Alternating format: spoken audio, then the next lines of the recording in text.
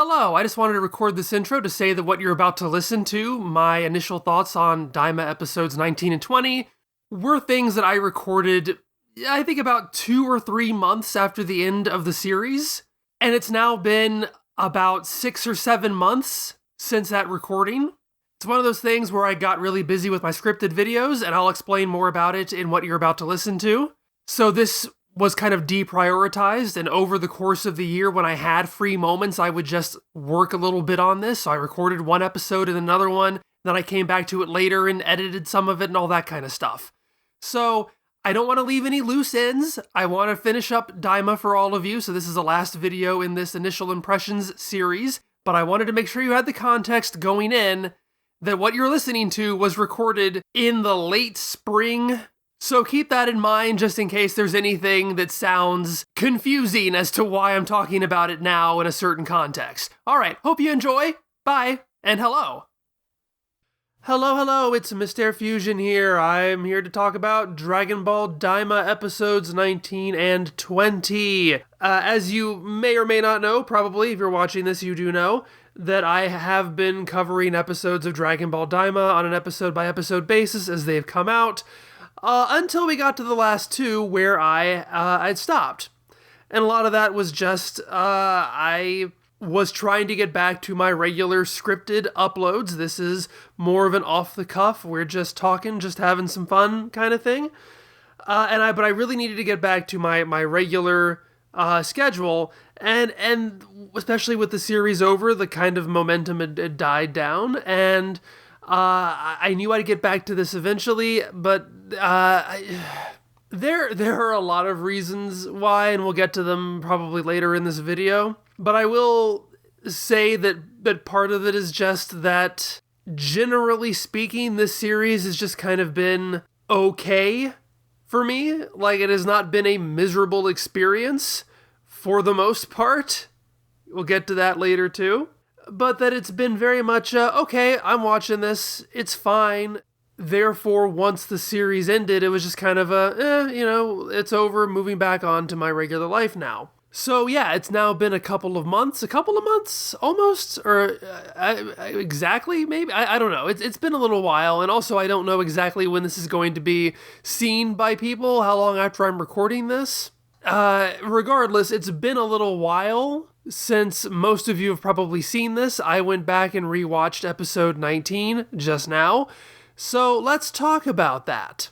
In episode 19, to give you a quick recap, Glorio has made his wish on the Dragon Balls. He instead wishes for all of the kids to be reverted back to their original bodies. So that happens. Vegeta steps in to fight Goma, and they fight for a while until the other characters realize that Goma is invulnerable or has infinite stamina, so that fighting him normally is just not going to help. However, audience remembers that the third eye, should be removable, so when they find a means of doing that, Goku and Piccolo develop a strategy. And so ultimately, Goku switches out with Vegeta and starts the fight anew. This, I would say, is a pretty typical episode of Daima. In terms of its structure, in terms of the kinds of choices that it makes, obviously it's a very atypical episode in that we are getting towards, this is the next to last episode. So the fight has reached fever pitch, all that kind of stuff. Everything's on the table, so very irregular from that perspective. But in terms of how it's actually written, it's pretty standard. You know, Glorio makes the pretty obvious wish, that of undoing the previous wish, so things are back to normal. It's not really an unreasonable action for him to take. I do find it kind of funny, though. Obviously, if you are an evil overlord or you desire to be an evil overlord, then delegation is your friend. You want to assign tasks that you don't want to do or don't have time to do to your underlings so they can do it for you, so you can focus on the things that you need to do, like your witchcraft and your, subverting the laws of science and nature to make weird creatures who follow your every whim. We know this, that's fine. But I do feel like if there is one thing you don't want to outsource to somebody else, it is making a wish in a language you don't understand. I think that's the one thing that you definitely want to do yourself. You want to know what's being said, you want to be the one saying it, because that just seems like the easiest way for your underling to double-cross you without you even realizing they're doing it. It's not a huge deal, but it's just like, even watching the scene, even if you know, it's pretty obvious he's going to double-cross her, but that's the reason why I feel like a smart villain would have something in her back pocket and not just be completely caught off guard by this.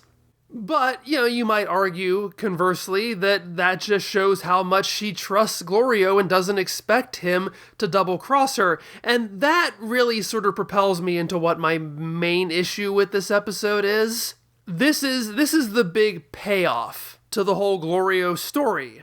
This is his character arc coming to its conclusion, that he has decided to ally with Goku and the others instead of with Arinsu, who's been working with this entire time. And that makes sense. That is the expected outcome if you've ever seen any kind of story like this.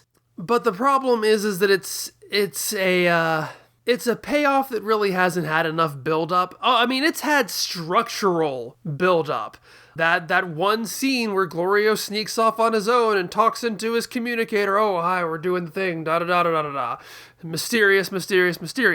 So, all the pieces are there structurally to understand what's happening. But I do think there is a very distinct difference between I know why this is happening versus I can emotionally resonate with why this is happening. Those are two very different things. It's one thing to know something when you're watching a story, it's another thing to feel that, because you're invested in that. And that's where I think, just like with a lot of other things in the series, this has kind of dropped the ball. Because there is a scene, a nice quiet scene, between the two of them after this wish happens. And I like that it's a nice quiet scene. There isn't this screaming histrionics, how dare you betray me? And it works well in the sense that, okay, all right, you did this. And Glorio's like, I don't like that I had to do this. I feel bad about it. And I know what you did for me. And she's like, okay, I understand. Also, you're fired. And it's done very calmly. It's done very procedurally. Doesn't really need to be overplayed, or at least it wouldn't need to be overplayed, except that we really don't have any kind of basis for their relationship on an emotional level. This is really the first time we've ever seen them interact. I don't really know if they have a personal relationship. They can tell me that, oh, I feel bad that I did this to you, but I don't really have anything to base that on other than him just saying that. Is this really breaking him up inside? Is this an employer-employee relationship? Is this, a code of honor where it's like, I betrayed you and that makes me feel bad? And so this just kind of falls flat. It's the thing to check off the list so that our, rogue with a heart of gold has a character arc. And so, it functionally works, but I just don't really feel anything about it. Okay, that happened. Cool. I saw that coming. All right, fine. Let's move on now. There are some cute bits in there, like, Goku finally getting Glorio's name right. I kind of wish they'd just left it at that and not had Glorio then spell it out by saying, hey, that's the first time you've gotten my name right. Yeah, I know. I do know that. That would have worked better with, Glorio's face rising and Goku giving him a little wink, and then, that kind of stuff would be, just letting it be shown as opposed to... well, again, like I said, this is very typical of Dragon Ball Daima. It likes to tell everything, but never really show it. But so, they're back to normal. The old guard of voice cast is back in to play their roles again, which is nice. And Vegeta insists that, first Goku says, hey, now that we're back to normal, we should just fight one-on-one. And Vegeta's like, hey, good idea. That's going to be me now. So Vegeta gets to fight for a while, and they fight for a while, and that's most of the rest of this episode. And as always, I will say that it looks nice, but I also don't care about the stakes here because the show hasn't given me much of a reason to, so it does not engage me. I don't think that should be a surprise by now. And that really continues on until Arinsu comes back into the story and says, hey, you know what? When Abra had the eye, he could take it in and out. So clearly there must be a way to remove this. And so this is cute.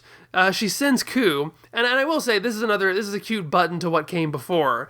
After Glorio leaves after his confrontation with Arinsu, and she fires him, Ku tries to buoy her back up by going, hey, I'll stick with you. And for the first time, she does kind of have a smile there. That's a good moment. So she appreciates him. He appreciates her. It's cute. She sends him off to get the big book of magical items that she has lying around. So he comes back with that, and he demonstrates his ability to just really quickly flip through pages and get to where they need to be. And finds out that you can remove the eye by hitting the wearer of it on the back of the head 3 times. Which, of all the times for the show not to have a flashback, because apparently Abra was doing this? Like, why? Did he have somebody to, whack him on the back of the head? I'd love to get that job. Or was he whacking himself on the back of the head multiple times? I kind of want to see that, because that sounds like that'd be hilarious.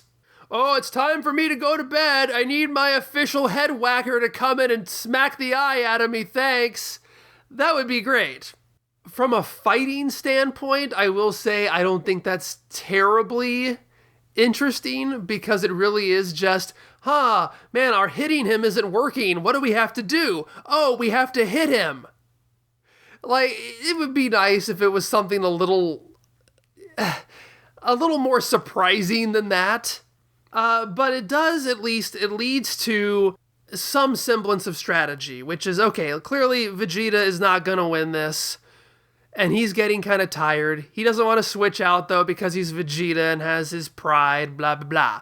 But at least now Goku is like, okay, here's what we need to switch out so that I can fight him at full strength and get him distracted while you, Piccolo, smack him in the back of the head, and there we go, here's our plan.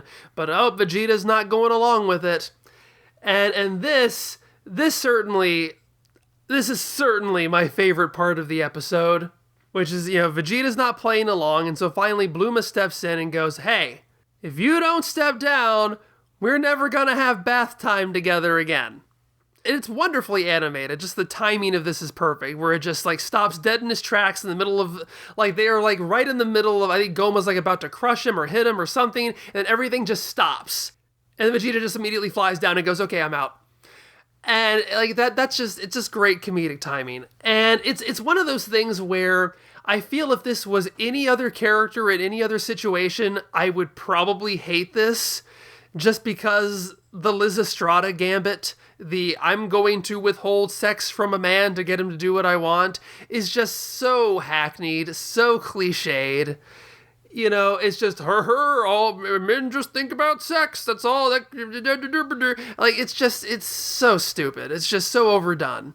But because it's Vegeta, I actually really like this. He's so singularly focused that it really does often come across as hard to believe that these two characters ever got into a relationship. It's honestly easier to understand why Bluma would go for him rather than the other way around, and that's even coming from the perspective of the fact that he is responsible for the murder of her then boyfriend, In the so-called modern era of Dragon Ball, there have been a few more instances where we see that he does seem to care for her in some way. Getting upset when she's attacked, putting up with things he doesn't like because of these family ties. It does often feel kind of more obligatory than anything else, though. He has a responsibility, oh, well, I'm in this family, so I guess I gotta care about this. But here, it really does feel that there is something that he actually cares about. Doesn't just put up with, doesn't just feel compelled to act in a certain way, but is really, I have things about this relationship that I enjoy. And for me, seeing Vegeta actually care about something, that I like this a lot. And I feel like a lot of people probably like this scene because it's the teehee sex kind of thing, but it's like it made my day to see Vegeta be vulnerable. Something soft and unguarded. It's not about violence. It's not about anger or pride or stoic. I remember I'm going to stand up and on a rock and look up at the sky because I'm just so proud and have no emotion. But like, something that clearly indicates that like these two have some kind of affection for like that, and that he wants that enough that it even overrides his desire to fight. I love that. That is dimension. That is some dimension to Vegeta, and that might be. It might be my favorite part in this entire series, just because, again, like my reputation is supposedly that I hate Vegeta. I've said many times that Vegeta might be my favorite villain in all of Dragon Ball. He's only struggled to me outside of being a villain. Like there, he's usually not nearly as compelling and is often just kind of annoying. So yeah, I want to have something to really enjoy about him. And so, yeah, I love this. Vegeta has tub time. Vegeta and his wife have tub time, and they both enjoy it. I like that. So that happens. Goku gets back in the game, and here's where the episode drops off for me again. Like, this is where I remember at the time when it was new, just kind of rolling my eyes. Because, obviously, Super Saiyan 4 is the big reveal. That happened in the previous episode, 2 episodes ago. Whatever the last video I did was in one of those episodes. I think I covered 2 episodes then, whatever. But there was Super Saiyan 4, but Goku was a kid then. And so now that Goku is back in the fight, not only do they just completely recycle the Majin Buu, I'm going to take you through every single Super Saiyan transformation kind of thing. And again, I will say, there is a moment of Super Saiyan 3 where it's lit really well that makes it look really cool. I enjoy that. But it is just, okay, we're just doing this again. Yay, fan service. And then, it makes a big deal out of him becoming Super Saiyan 4 again. And that bugs me. Regardless of what I might think about bringing Super Saiyan 4 into this at all, and I know I had my big sort of, flippant please clap moment when I talked about it before. Please clap. But at least then it was something new. Here, they literally just repeated themselves. Like we've already had a Super Saiyan 4 introduction, and now we're gonna introduce it again. Why? And yeah, I know the answer. People are going to say, well, it's because he's an adult now. And I don't think that's enough of a justification to treat this like it's a new thing. The tension's already dissolved. We've already seen the new thing, whatever. You can't make lightning strike twice. It's already happened. It's never going to be as exciting the second time around. So it's like they really needed to choose one or the other. Because this just feels redundant to me. It really did feel like they were just running out the clock. And I think that's all I have for episode 19. So I'm recording these separately because I'm just kind of doing this a little bit at a time in between, other tasks I'm doing. So I will not be recording episode 20 at the same time, but you're going to hear it at the same time. So just thought I'd let you in on that. Okay, I am back. I have done my rewatch of Daima episode 20, and it reminded me just how much I have to say about this episode. I want to open by talking about something that happened right after the episode as kind of a lead into this. I was and still always am trying to make my regular videos for this channel, trying to do my scripts and my editing and all that kind of stuff, and this year especially trying to actually accumulate, track down all these sort of rarer Dragon Ball things that I'm doing. So when 20 aired, I knew I wasn't going to have time to do the video right then. Obviously, I didn't because we're doing it right now. But I didn't want this auspicious moment of the final episode of a new Dragon Ball series to go unspoken. So I made a community post on my channel, briefly talking about it and announcing that there wouldn't be a video because I didn't have time. I wanted to give some impressions on it, but just like with the with the first Super Saiyan 4 episode, I didn't want people to accidentally run into spoilers who might not want them. So I tried my best not to put any in there. And I was just as brief and succinct as possible. And so I basically said, the first 10 minutes or so of the episode bored me to tears, bored me to sleep, something like that. But the final 13 minutes made up for that.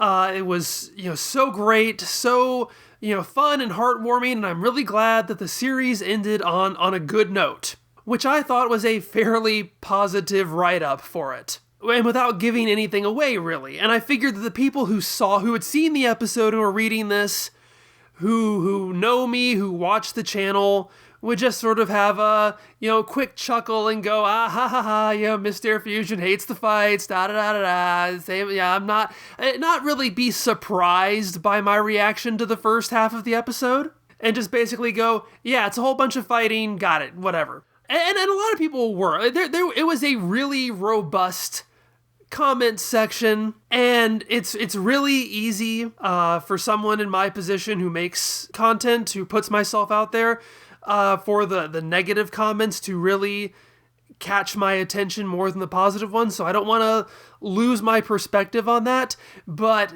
geez, did I get so many comments that were of the nature of, you just don't like anything. Oh, you're such an elitist. And then there's one that I will probably never forget, which said something along the lines of, you are a lump of coal, what a miserable life you have.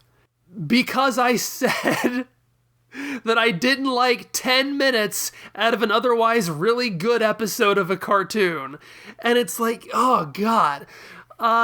So now I finally, and I get, to an extent, I get why that post did not have a lot of nuance, and obviously it didn't have nuance by design, because nuance would have been spoilers. But I am really glad that I get to actually dive into my feelings now, when I really didn't get to before, when I was really holding my tongue because I didn't want to mess things up for people. But I will say that, obviously, again, I've been caught up on my work, getting the videos done, doing all these Dragon Ball dissections and OZO and stuff like that. But I'm not going to lie. Now that the series was over and I didn't have to catch up on anything really, and this wasn't going to be talked about anymore, but especially after reading all of that, and I want to make sure this isn't taken as I'm taking my ball and going, oh, you don't like my opinions, I'm just gonna go. But there is a feeling of when you're just getting told that you're a miserable person because you have a critique of something. There just wasn't much incentive for me to I really want to jump on that and talk about this some more. These videos that are making me lose subscribers and getting everybody angry and hating me. Yeah, I love doing that. That's part of the reason why it's taken me so long to get to this. There's nothing worse than being vulnerable on the internet, but I will say that yes, those comments were really starting to hurt me. Why put myself through that when it's not benefiting me in any way? If you have a problem with what I'm saying or disagree with me, I'd love to have a conversation about it. So much of this has just been unpleasant, and I'm going to get back to that in a minute, but let's get to the episode now. So yeah, the first 10 minutes of the episode is the finale to the fight between Goku and Goma. It looks beautiful. It sounds beautiful. The music is great and epic. The animation is stellar. It's detailed. These have pretty much consistently been my opinions of the animation in this show in general. Here's the funny thing, is that, it's been about 2 months now since the episode aired, and I had a lot of thoughts about it when it first aired. And I was kind of worried that when I came back to it, I wouldn't be able to remember the things I wanted to talk about. I had the general remembrance of, yeah, I'm starting to fade out during this fight, my mind is wandering, I'm thinking about other things, and I knew that was the case. But to my delight, as I was rewatching it just now, a few seconds after the mind was wandering, the exact same thought that I'd initially had just popped back in my brain, which is, what's at stake here? What's the main tension? Like, and that's the issue. Like, when people say that I hate fighting, I really don't. I've said it many times that action for its own sake bores me. Action is a storytelling or character-telling tool, can be extremely engaging. But for that to be engaging, there needs to be something at stake, something tangible, something that we care about, characters that we care about, whose outcomes we care about. After I finished watching this episode the first time, I started sort of making mental notes in my brain of fight sequences, action sequences that really do engage me. And just a few that I thought of off the top of my head, there is Zuko versus Azula at the end of Avatar: The Last Airbender. That is a beautiful looking fight, beautiful coloring, beautiful choreography, and it just rips your flippin' heart out. Mommy versus Homura is one I've been watching recently. Their gunfight in the third Madoka movie. That's one that I will go back. I've gone back to over and over again just to watch it and admire it because it looks so great. But there are also tangible things at stake in the story and with the characters and strategies that Homura takes regarding how far she wants to go with this fight. There are action sequences in Sailor Moon, both the animated Sailor Moon and the live-action Sailor Moon, that I will go back to and watch over and over again, despite the fact, as I think I've admitted, the action in Sailor Moon isn't that great most of the time. But what gets me engaged is do I care about this? Do I care about what the characters are going through? Do I know what it is that's at stake in this moment and what will happen if they lose? And that's the problem with this fight with Goku and Goma. The tension has pretty much been resolved already. They've gotten their wish. They're back to normal. They've already solved their problem. Strictly speaking, they can just go home now. That would not be the smartest move in the world for them, but it's like, if you want to ask the specifics, what's going to happen if Goku loses? Maybe Goma will kill him, maybe the rest will get him out of there, but it's very generic surface level stuff. This is the good guy, this is the bad guy, they're gonna fight now. And because there really wasn't anything for me to latch onto, it was all just a bunch of pretty colors and effects and music, but there wasn't anything making me root for Goku. There wasn't anything making me want to see Goma defeated. There wasn't any moment where I felt any tension or fear for Goku's safety. It was just they punch each other until they stop punching each other. Until we get to the moment where they have their beam struggle and Goku blasts a hole through Goma, which goes through him out the other side, hits the sky of the demon realm, and breaks a hole in that. And I'm like, yeah, whoa, there we go. There is an image that actually has meaning to it. Like, it's actually about something. It's cool. So you get that, you get the fight, you get the cool, amazing fights, but you also have it be about something, which is, that visually symbolizes taking down Goma is going to free the demon world. The problem, of course, being that really has not been much of a focus since, episode 4 or so. Because, again, intellectually, it's not that I was sitting there during all the moments before that going, I have no idea what's going on, but it's about making you feel something, and that's kind of been on the back burner. Those early episodes where they're finding their first town and seeing all these people being, the collars on them and having their life forces drained out, those were good, powerful moments, but the series really hasn't been about that. So this kind of felt too little too late, but it was something. Where it's like, okay, I can work with this. This is good. This was a smart composition. If only they'd done more to build to this moment, that this would have been a great finale. Of course, my other issue is that this was not quite the finale of the fight. And modern Dragon Ball has just really had this issue over and over again of not knowing when to end. That is your ending right there. That's the defeat of Goma. That would have been a perfect ending to the fight. But no, it has to keep going after that. He heals the hole in himself, and it goes for a little bit longer, And I think I said this before. I like the idea that there is some strategy in this, that they have to knock the eye out of him, and there's doing some teamwork, and that's great. It just doesn't really, those two things sort of come to cross purposes, though. If there was some way to rewrite this so they could knock the eye out to keep him from being totally regeneratively invincible, but still keep his, like, maybe his body's adjusted to the eye or has absorbed the power or something, so he still keeps his big buff persona, but it's like, okay, the eye's out, now he's not going to be invincible anymore, now we can finish this. And then you have, the beam struggle, and then you have, the wonderful visual of Goku blasting a hole through Goma and opening up the demon world. And the camera's great there too, I want to mention. Like, the camera pulls back through the hole in Goma, as like it's looking at the hole in the world, and pulls the camera back through the hole in Goma. That's great. That is fantastic. That's basically been my review of Daima from the very beginning, which I'll point out all these great moments. But the whole just never seems to gel. So, sadness to the Piccolo fans here, because once the hole has happened and Goma's starting to heal it, Piccolo comes in to try to whack the eye out. He gets 2 hits in, but then Goma knocks him away before he can get the 3rd hit in, leading to a lot of comments I've seen of people saying, why is Piccolo even in this show? He has done nothing. He has nothing to do. Yeah, sure, that's fair. I do like, though, that it sets up the reversal, that it's ultimately Majin Ku who with the book that he looked this up in, whacks him in the back of the head 3 times and does pop the eye out.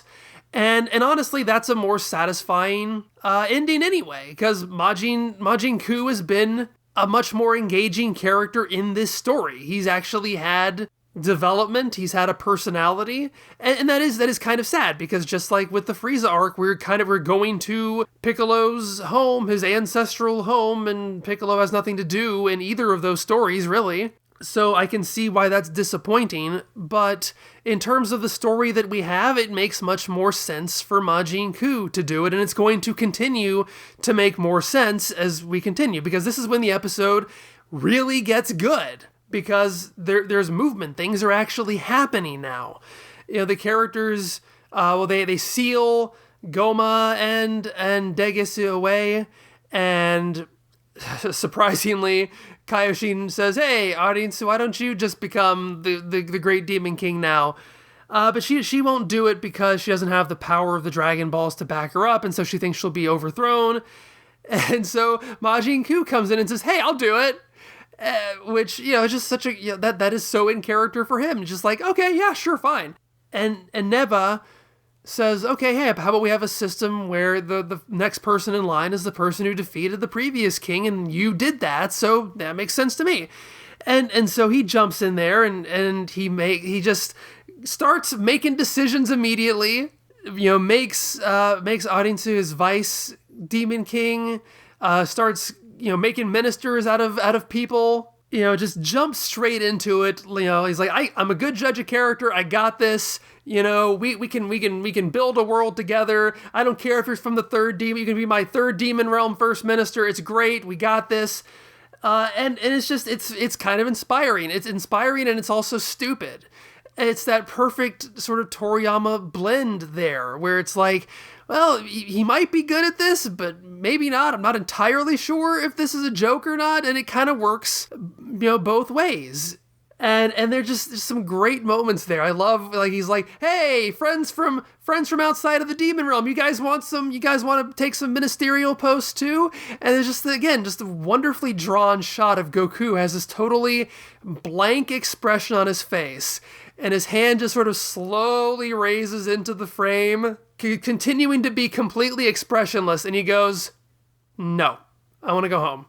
And it's just wonderful comedic timing. And then Hybis jumps in and goes, hey, I want to be a minister. And then Majin Ku jumps in front of him and goes, okay, that's enough of those posts. And that was just, just totally shuts him down, and with a smile on his face as if he didn't even hear it. And it's just like, okay, that's it, we're done now. And then they all go home, and there's, after the credits, there's a post sequence where they return to the shop they went to towards the beginning of the series where they got all the bugs. And there's a bit about Bluma being disgusted by the bugs until she realizes that they can make her youthful, and then she wants to buy them all. A bit sort of predictable and on the nose, but kind of funny. But I love the button that they end this on. Pansy is just digging around. She finds this old dusty mason jar, and she blows the dust off of it, and they all see to their horror that there are 2 more third eyes in there. And the shopkeeper's like, oh yeah, hey, you want one of those? I had 3 of them, but yeah, they're so kind of sketchy. I only managed to sell 1, and that's how the series ends. And like just them looking at this jar in horror. And it's such a beautiful, wonderfully Toriyama-esque gag. Again, just works just like with Majin Ku, just works on these multiple levels. We could go through this horror all over again if we're not careful, but also just the whole time, the evil MacGuffin that we've been afraid of has just been some kind of tchotchke in some crappy shop. And it was a tchotchke in a crappy shop that we could have seen. By random chance, we might have noticed at the beginning of the series, and we could have gotten 2 of them ourselves. And this would have made this whole thing a lot easier. Depending on how you want, like there's so many ways you can take that. And it's just a fantastic ending. And that's why overall, even though the fight does not manage to engage me, this is still a really good episode. Like this is still an episode I will consider to be a really good high point for the series. So this has been an interesting experience for me. I think overall, like I said earlier, Daima has a lot of great moments in it, but I don't think it really coheres into a satisfying whole. Like overall, the story is all over the place. It's far more interested in just throwing out random lore than it is about telling a compelling story and weaving those threads together. It has a lot of charm and a lot of fun, but a lot of times it also feels bogged down. I don't know if this is going to be a series I want to come back to anytime soon, that I'll be like, oh, I really want to watch this scene again, or this scene again, or this or this. But it has been an interesting experience for me because I got to do something new that I don't usually do, which is to comment on a series as it's happening and getting to, share those sort of initial thoughts and speculations, whether they be right or wrong, with all of you, hoping for it to be a kind of fun, friendly experience, like we're just chatting as friends, rather than me, scripting out this essay of, oh, here are my official thoughts, and but just shooting the breeze. And in a lot of cases, that has been fun, and people have had a lot of fun with me, I think. But it is, I don't know, it has just been stressful to me, like I said. Where it doesn't seem to matter what I say about this show, people are just getting mad at me. From the moment that I, talked about the announcement in New York, when they first brought up the show, I lost subscribers for like a week straight. And that was me going, oh, I'm excited about this show. This is going to be fun. I love that it's a Kid Goku. We're going to go on a low stakes adventure like this. And then when I'm watching the show and I'm finding things I don't like, people get mad at me about that. And the whole thing made me think about something I once heard one of my favorite reviewers, SF Debris, say. SF Debris does a lot of things, but he does, probably primarily he's known for Star Trek reviews. And in fact, I took a lot of inspiration from him when I made Dragon Ball Dissection, including the 1 through 10 scoring system. I pretty much pulled straight from SF Debris. But I remember back in 2011... it's a long time ago, when he covered the 2009 Star Trek movie, which at that point was about 2.5 years old. And he addressed, the fact that he had a lot of comments in the interim of people asking him why he's not hurrying up and getting to this movie, why he's not striking while the iron is hot. And he said something that I'll never forget, that I've never forgotten since then. And for the most part, I've kind of structured my own channel around as well, which is that he doesn't like to strike while the iron is hot. And that's because when the iron is hot, people's emotions are hot too. That people tend to come in to new products, to reviews of new products, looking either to have their opinions validated or an opponent to beat up on. SF Debris' position with reviews is that he is pro-think. It doesn't matter if you agree with him or disagree with him. As long as you're thinking and open to thinking, then that's the kind of audience he wants to have. And he'd rather wait and only get an audience of 10,000 people than strike while the iron is hot and get 100,000 people who are just here for an emotional fix. And that is something that I've thought about a lot over the course of my channel, but especially as I've been doing these Daima videos. I've always tried to make videos that encourage people to think, that have encouraged debate and discussion, that have hopefully made people think about storytelling and why they like the stories they like and why they don't like the stories they don't like. And obviously it's a lot easier for me to make coherent points when I am able to write a script, when I have had time to digest a work. But I also think that this is just not the best environment that works for me, that works for my channel, that works for all of you. I mean, for that matter, these Daima videos haven't been getting me 100,000 views regardless of whether the iron was hot or not.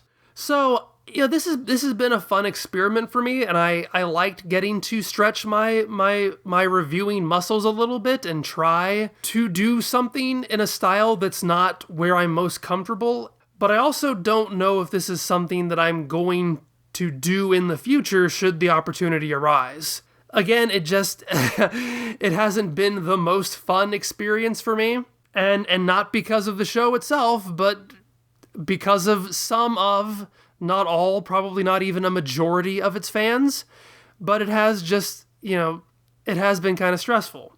But I do appreciate coming on this journey. Even with Dragon Ball Super, I was late starting it. I think I was maybe about a year late. No, not quite. Maybe 6 months late with that series and having to play catch up. But this one I was mostly here on time with everybody else. And there were definitely a lot of people in the chat or in the comments who did have a lot of really insightful opinions to share and did so in a great way, like I'm used to seeing from all of you, because you're awesome people. And so for all of you who were in that camp, I hope that you enjoyed getting to sort of experience this series with me. So that's Dragon Ball Daima, at least for now. I don't know if any of my opinions will change in the future, if and when this ever appears in Dragon Ball Dissection. I don't think they really will, but I'm certainly open to everything. Ultimately this was a series that was okay. Wasn't that great. It wasn't the worst thing in the world either. It had moments of both extremes, but pretty much averaged out to being average, and that's certainly disappointing. But I didn't hate it. That can be the most dangerous position to be in, when you don't think it's that great and don't think it's that terrible, because then you don't make friends with anybody. So that is the story of my life, and that is the story of Dragon Ball Daima. So thanks for watching, and thanks for being patient and waiting for this. I hope it was worth the wait, and I will see you in the next video, whatever it is, because I don't know when this is going to be, when this is going to actually come out. I love you. Bye-bye. Mwah.